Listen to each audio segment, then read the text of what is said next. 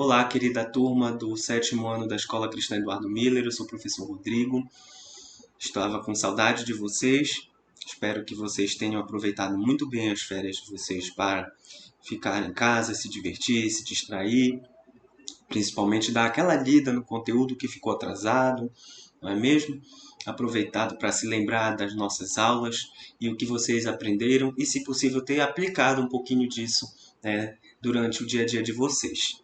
Então, como eu estou com saudades e acredito que vocês também estejam, eu trouxe uma videoaula com um assunto novo, né? Continuando as nossas videoaulas que estávamos fazendo antes das férias. Esse assunto novo, ele trata das grandes navegações. Esse assunto está situado ainda no volume 1 do livro de vocês e ele tem início na página 34. É o capítulo 3 do volume 1 de vocês. E nesse assunto nós vamos estudar basicamente uma consequência da formação dos Estados Nacionais, que foi o assunto que nós estudamos na última aula.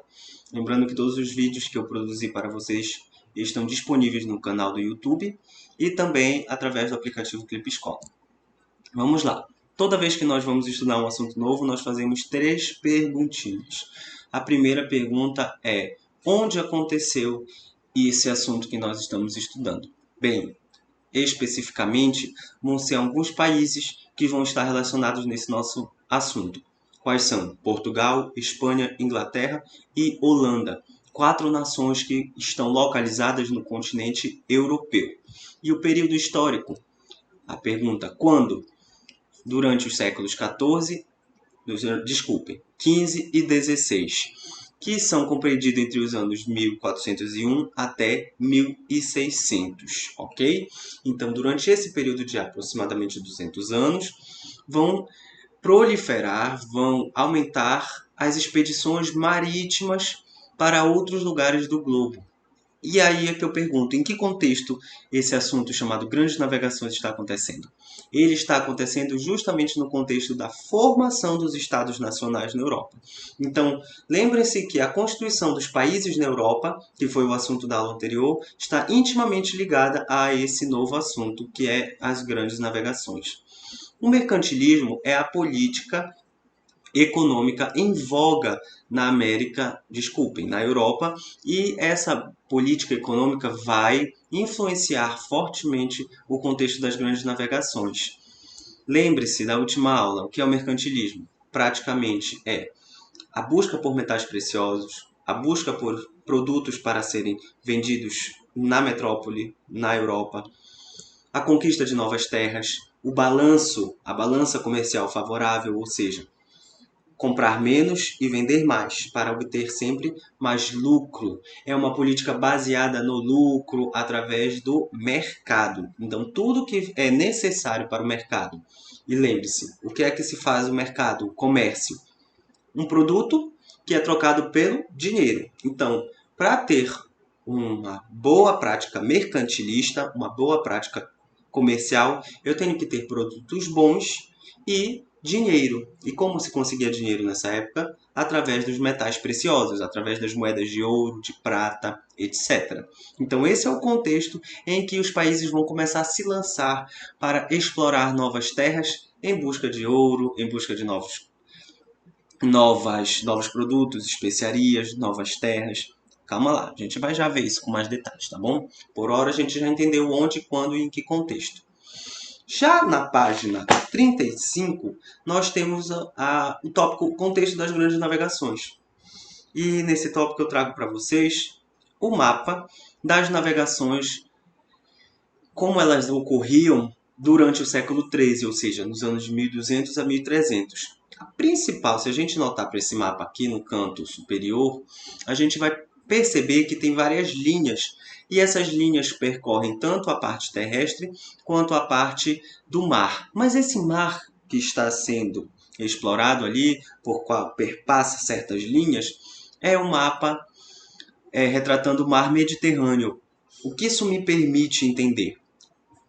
Entender que as principais rotas comerciais do período, elas estavam restritas ao mar Mediterrâneo, ali entre o continente europeu e o continente africano, e de ladinho ali o continente asiático. Então as principais rotas comerciais ou elas passavam pelo mar Mediterrâneo ou elas passavam por terra ligando tanto o continente africano quanto o continente europeu e o continente asiático.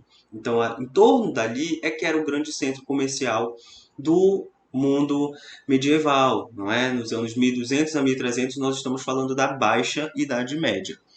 No entanto, o contexto das grandes navegações vai ser fortemente influenciado por um fato que aconteceu no ano de 1453, que foi a queda da cidade de Constantinopla. A queda da cidade de Constantinopla, que fica bem aqui onde vocês podem ver no mapa, ali pertinho da Legenda Verde, entre o Mar Negro e o Mar Mediterrâneo, ela vai influenciar muita coisa. Constantinopla, como sabemos, era a capital do Império Romano do Oriente. Essa capital ela era a porta de entrada do Ocidente, ou seja, a Europa, o antigo Império Romano, com o Oriente, o continente asiático, onde estavam as especiarias, os produtos caros, a seda, né, os temperos indianos. Todos os produtos que eram caros em Europa eram comprados lá no Oriente e vendidos na Europa.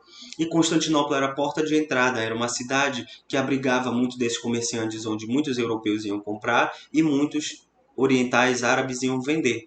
Então, quando essa cidade cai, ou seja, é invadida por um povo diferente, que vocês lembram foram os turcos otomanos, esses turcos otomanos vão fechar a cidade para que os europeus comecem a entrar e sair dali comprando e vendendo mercadorias. Eles vão fechar essa importante rota comercial. Então, com o fechamento de uma importante rota comercial, os europeus que faziam, os comerciantes que faziam essa viagem longa até a Ásia para comprar produtos e vender na Europa, não vão mais poder fazer essa viagem pela via terrestre de Constantinopla. Eles vão ser forçados a encontrar outras rotas comerciais alternativas. Então, a busca por rotas comerciais ela é fundamental para que as grandes navegações tomem forma. Um outro ponto é o desenvolvimento das ciências náuticas e da cartografia, do astrolábio e da bússola. Esses são importantes instrumentos para que as navegações pudessem ter sucesso. As ciências náuticas são todos os conhecimentos relacionados à navegação.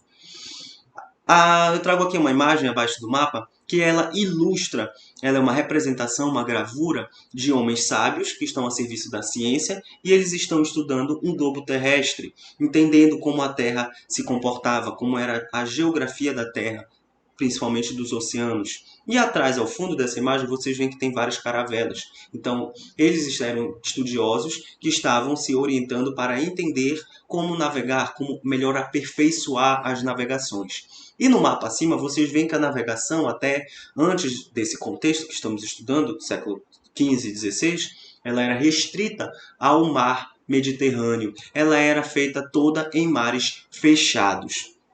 Muito bem? Então, desenvolver em grande parte aquelas tecnologias era necessário para que esses europeus entrassem em contato com o oceano. Essa é a grande questão.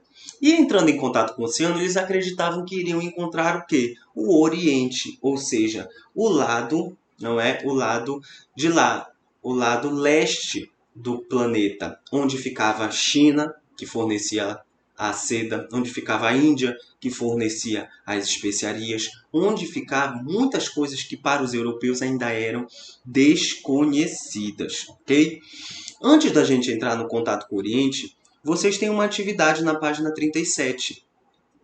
Vocês vão resolver essa questão, essas duas questões para mim, vão fotografar e vão enviar através do aplicativo Clipe Escola. Lembre-se que estão sempre avaliados pela participação nessas videoaulas e também pela resolução desses exercícios, ok?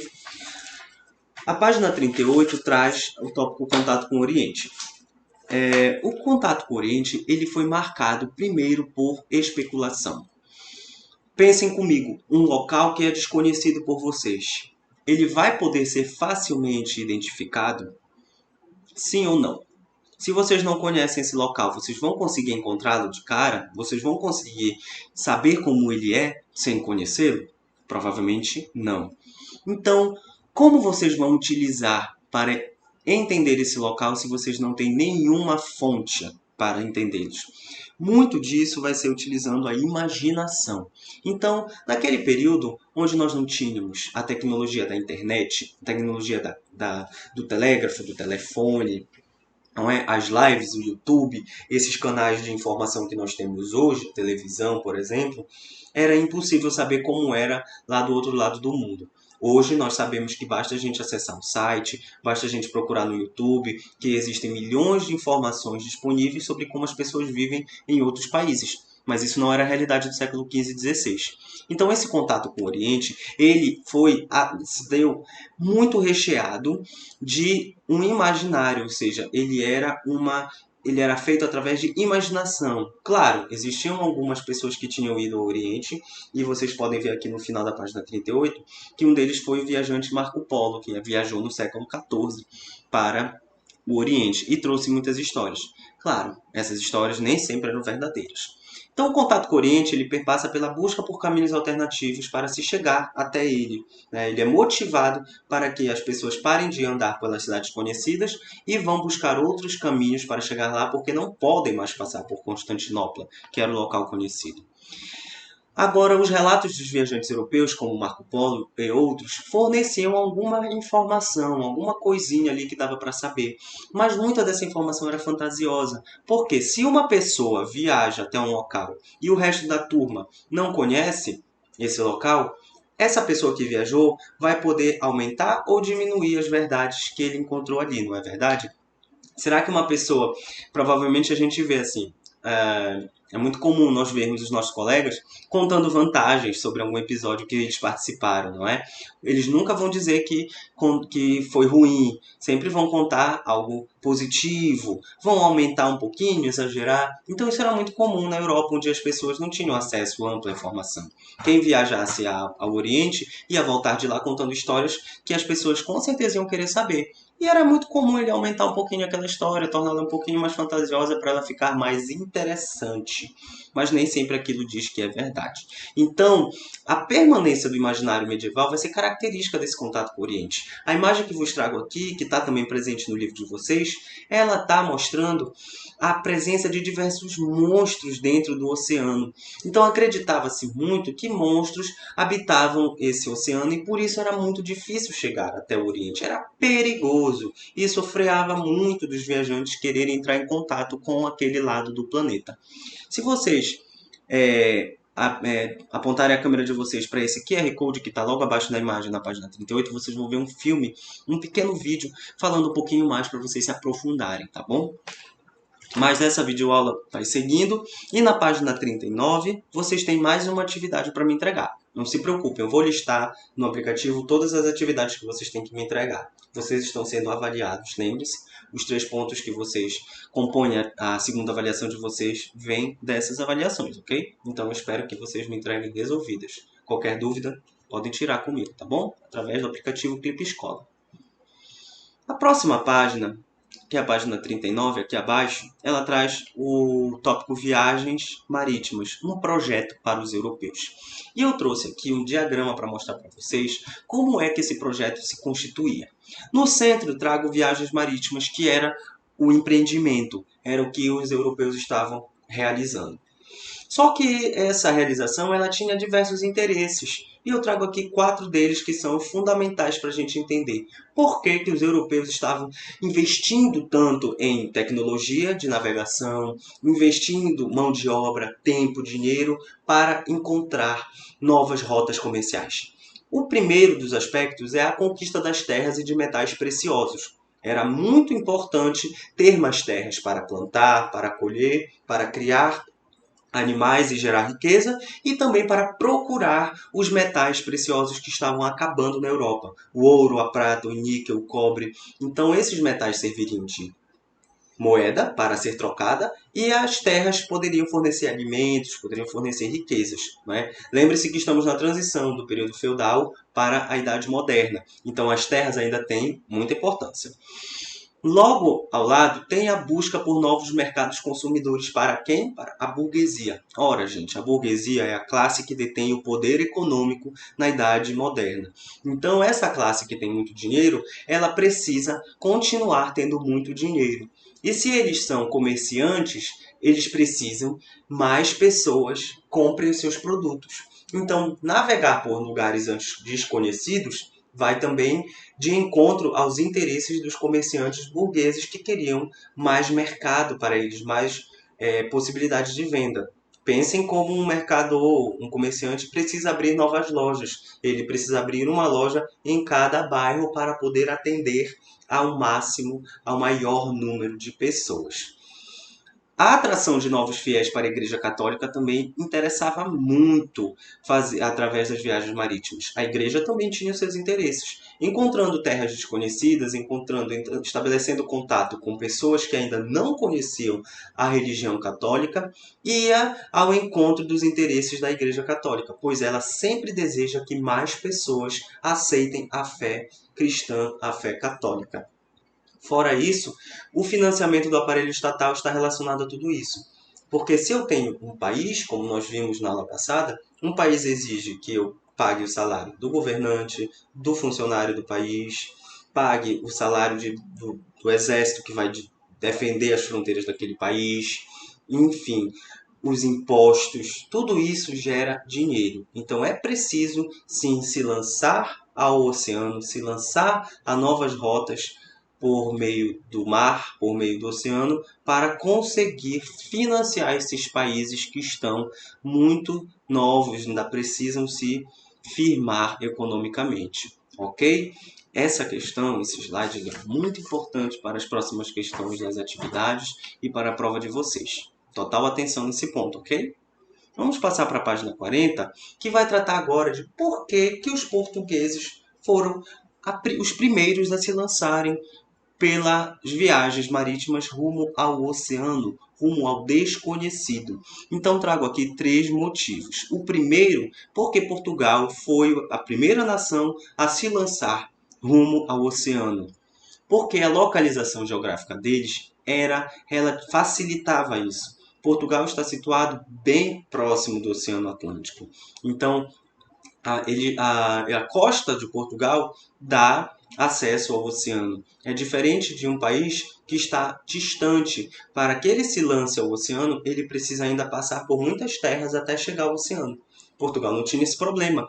A terra onde o país Portugal se consolidou ficava justamente ali na Península Ibérica. Era um lugar que fica muito próximo ao Oceano Atlântico. Então a localização geográfica favoreceu muito o pioneirismo português. Outra figura muito importante para o desenvolvimento do comércio marítimo em Portugal foi Dom Henrique.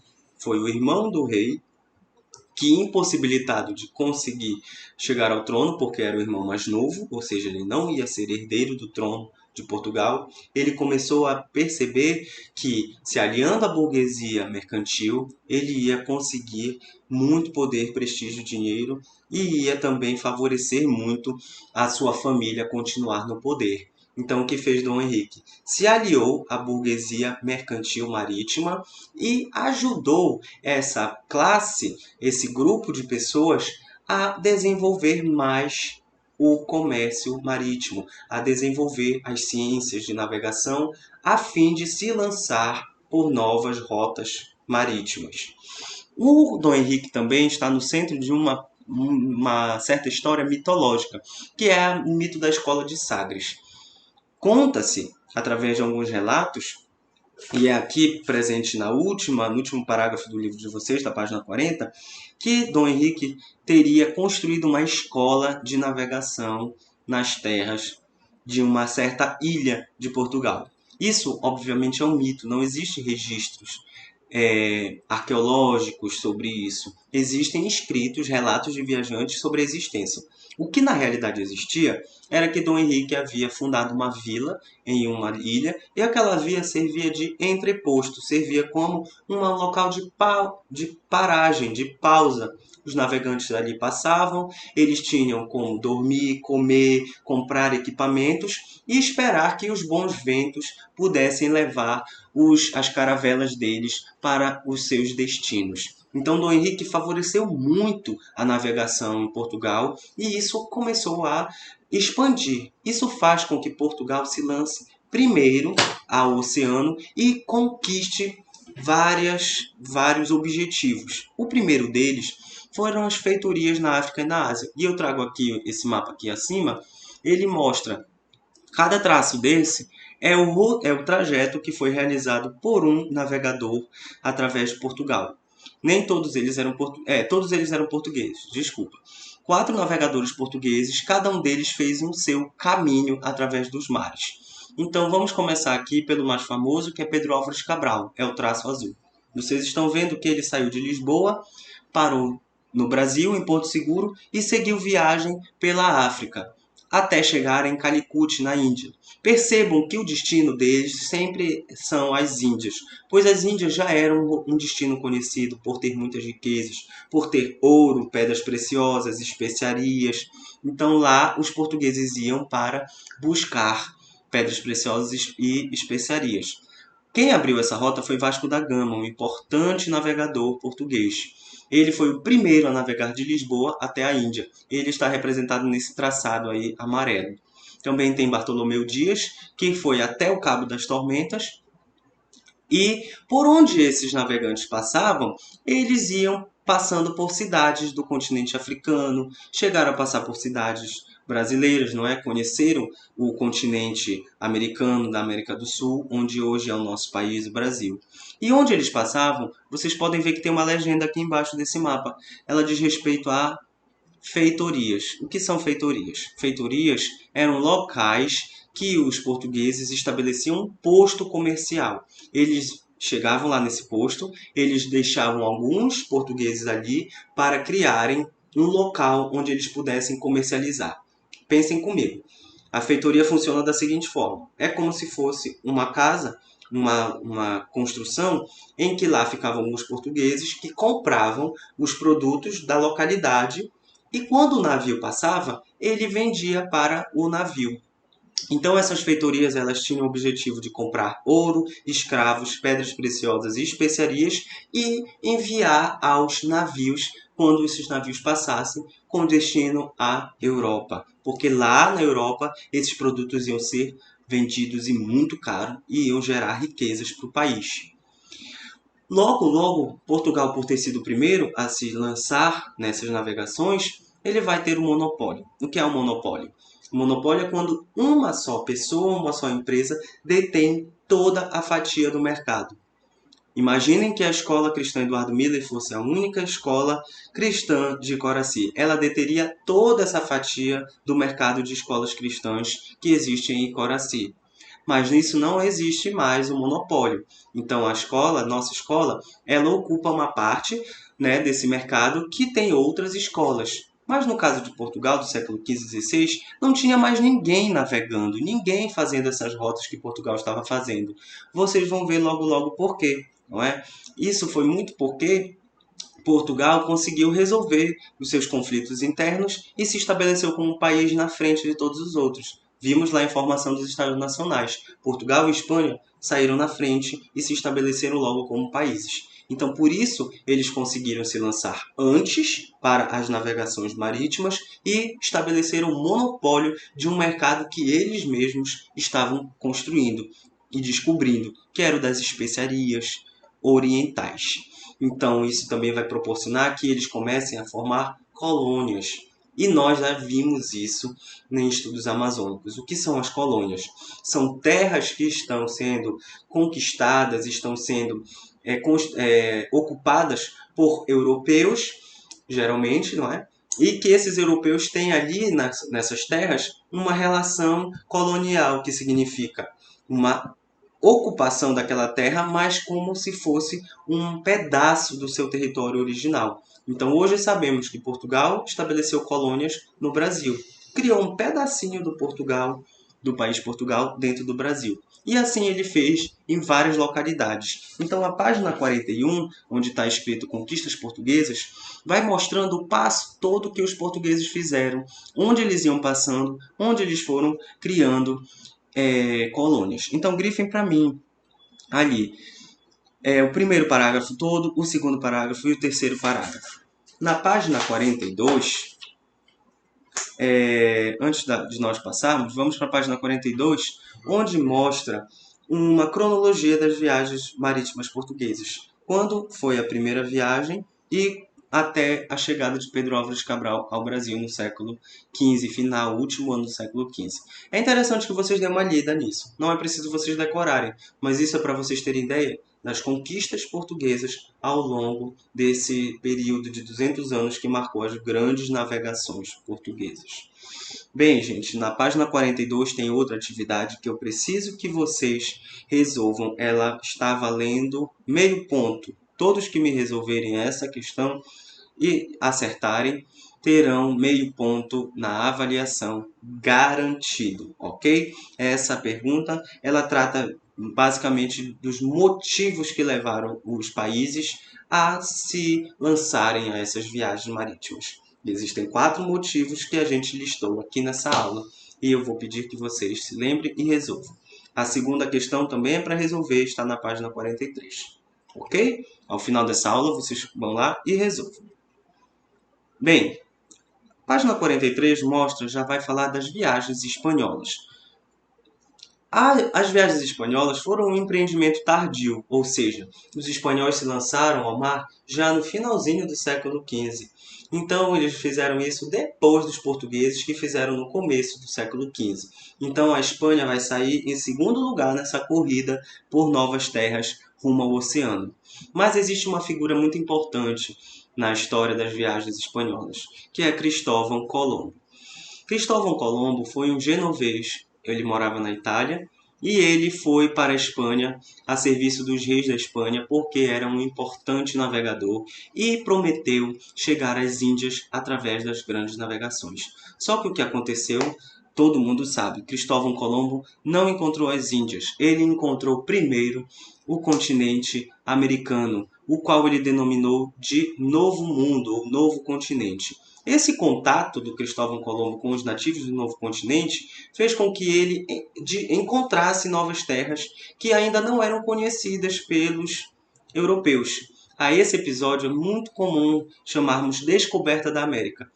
Nós vamos substituir esse termo porque a América nunca precisou ser descoberta. Ela sempre existiu. Ela só não era conhecida pelos europeus. Então a gente vai chamar agora de contato com a América, contato com os nativos desse novo continente, que porventura vai receber o nome de América. Então essa gravura aqui, ela mostra justamente Cristóvão Colombo com uma cruz, pois ele era cristão, e ele desejava evangelizar a Índia e desejava estabelecer novas rotas comerciais. Mas, contudo, ele chegou em um novo continente e denominou esses habitantes de índios porque acreditava estar nas Índias. O nome do novo continente vai ser batizado de América por conta de que um importante navegador disse que aquele novo continente não se tratava da Índia, e sim de uma terra que ainda era desconhecida, portanto, batizada de América, pois o nome desse navegador chamava-se Américo Vespúcio. Na página 44 vocês têm essa informação no segundo parágrafo. É importante grifarem tudo isso, pois esse novo mundo vai ser batizado de América. E com o passar do tempo, nós vamos ver nas próximas unidades, o contato de Cristóvão Colombo vai originar um processo de conquista, de exploração e de colonização desse novo continente, que é o que a gente conhece hoje como o México.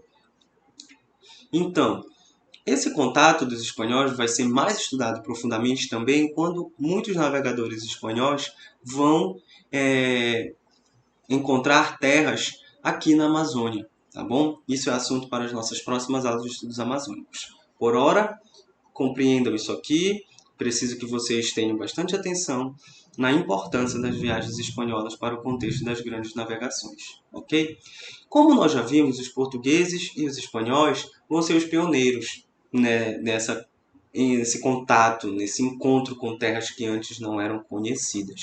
Então, vai acontecer que o mundo, essas terras, vão ser divididas somente entre portugueses e espanhóis, porque eram quem estava à frente dessa corrida.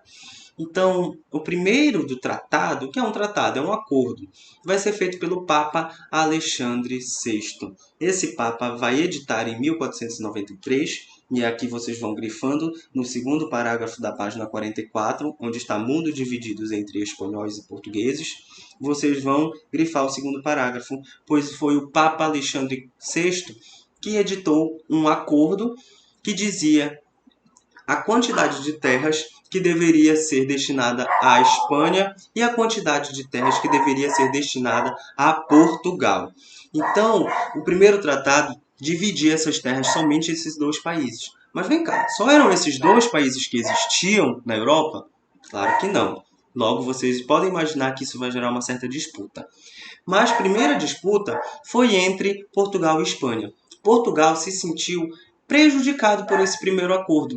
Então tiveram que fazer um novo acordo e esse acordo ficou conhecido como o Tratado de Tordesilhas, que nós já estudamos em estudos amazônicos. Esse tratado dava um pouquinho mais de terra para os portugueses e limitava um pouquinho mais da área do domínio espanhol. Nós vamos ver que esses tratados eles vão ser imaginários, não é? Vai ser uma linha imaginária, não é uma linha reta traçada sobre o planeta. E ele vai ser constantemente reelaborado. Mas essa noção de dividir o mundo entre espanhóis e portugueses, vocês encontram na página 44 e o mapa também detalhando na página 45. Também na página 45 vocês têm mais uma atividade. Questão 1, letra A, B e C, para me entregar até a próxima semana, ok? Já a página 46 trata especificamente da expansão marítima ocorrida na Inglaterra, na França e na Holanda. São países que vão sair atrás na corrida marítima, na corrida das grandes navegações. E, sintetizando bastante, é porque eles demoraram a resolver os seus conflitos internos, demoraram a se lançar para novas terras porque ainda estavam muito ocupados em organizar-se como uma nação.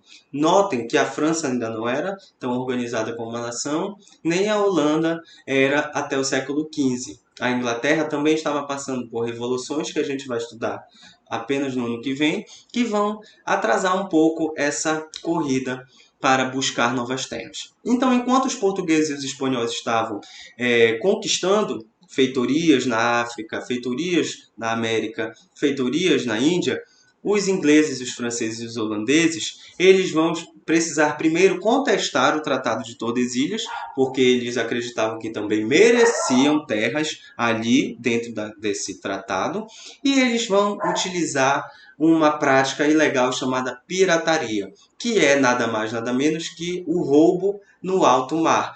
Os assaltantes do mar, os assaltantes de navios são os piratas. Então, melhor do que procurar novas terras, eles vão se especializar em saquear os navios que estão vindo dessas novas terras cheios de riquezas.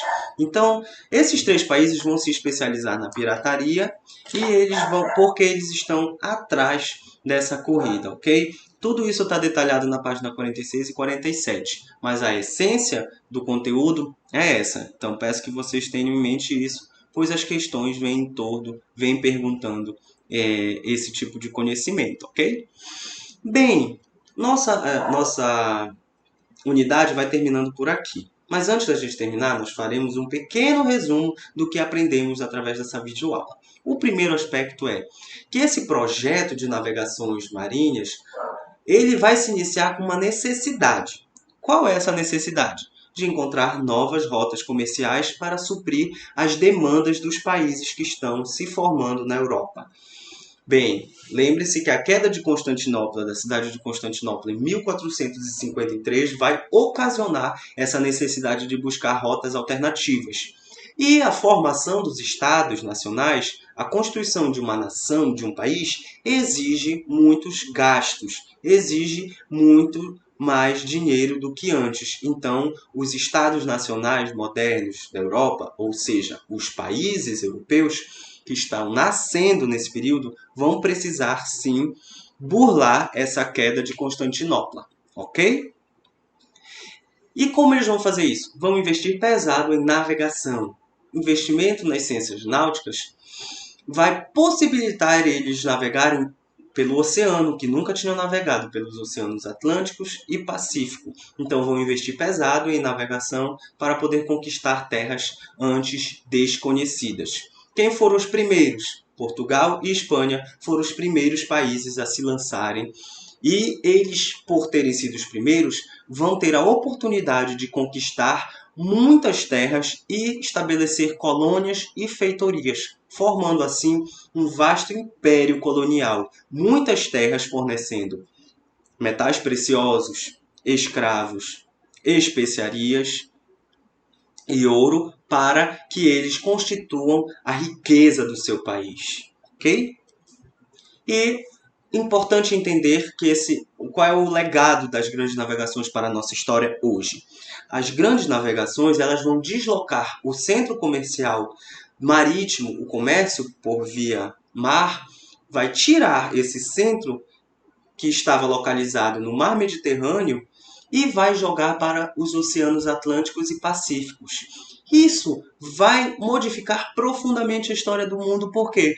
Porque nessa empreitada os europeus vão entrar em contato com terras que eles ainda não tinham entrado em contato. Isso possibilitou a formação de novos países, como o nosso Brasil hoje. Então, as grandes navegações têm grande relação com a história do Brasil, porque foi através dela que os europeus entraram em contato com as terras onde hoje é o nosso país. E se nós estamos constituídos como um país que fala português, como um país de religião cristã, é muito em função do contato dos europeus lá no século XV com as terras que antes eram desconhecidas. Então isso vai modificar profundamente a história da Europa e do mundo como um todo, do Ocidente e do Oriente, e vai abrir portas para grandes realizações e acontecimentos que nós vamos estudar nas próximas aulas. Ok? Nós vamos ficando por aqui. Eu vou detalhar na postagem no aplicativo Clipe Escola todas as atividades que vocês têm que entregar, inclusive as que estão valendo ponto, ok? Então não deixem de assistir essa aula, de pausar, de reassistir se for necessário, de acompanhar com o livro e grifar tudinho, porque na próxima semana já teremos assunto novo, tá bom? Um grande abraço a vocês, espero que estejam se cuidando, obedecendo seus responsáveis e dizer que estou com muitas saudades das nossas aulas presenciais. Até logo, fiquem com Deus.